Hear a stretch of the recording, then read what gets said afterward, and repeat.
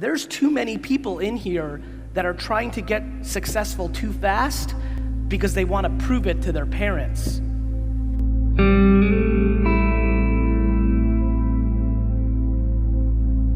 I did not want to be a motivational speaker, and I spent many years not talking about this.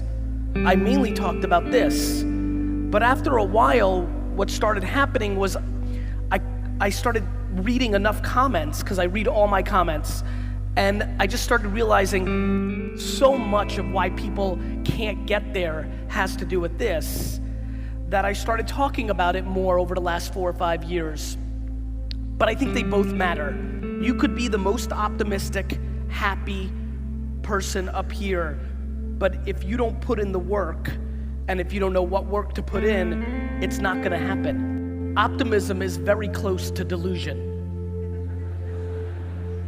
However, I believe that optimism is the fuel to practicality, right? If you don't believe you're doing it for a reason or it's exciting, you're not gonna wanna put in the hours of the work. If you wanna be happy and have money, don't you think it should take a long time and it should be hard?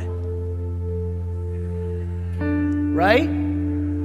That to me has been the most interesting thing. In this world that everything's so fast, and this world where 1 or 2 people look like Mark Zuckerberg or Travis, like where you can point to 1 or 2 people. You know, I don't know if you heard, there's 7.7 billion of us.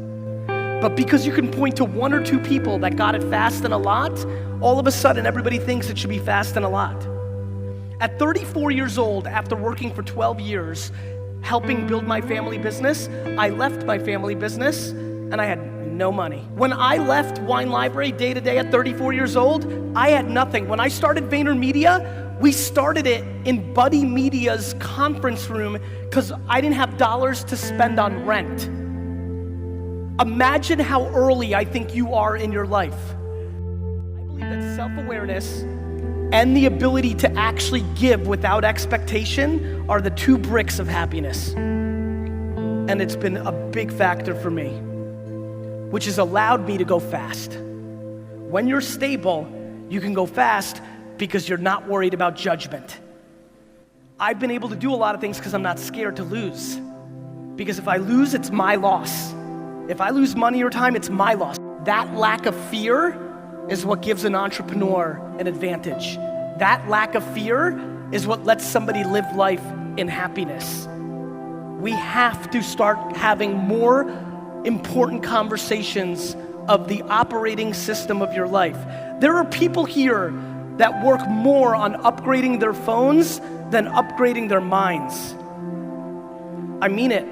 Let me give a very big secret to all the kids here who are living their lives for their parents or based on their parents' judgment.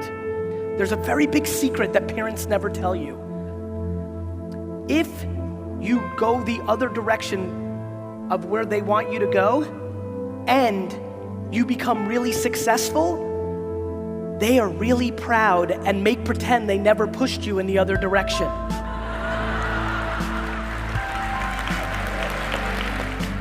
You know, I'm 7, 8 years old, I see an 80-year-old, I run over, sit next to them and talk. My whole life, I loved it, my whole life.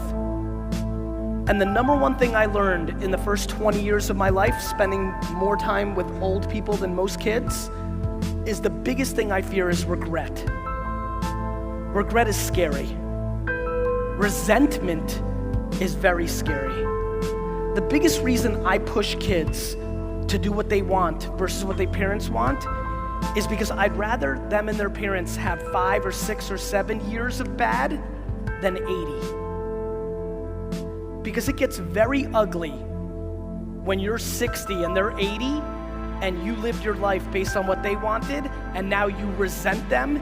It gets real ugly real fast.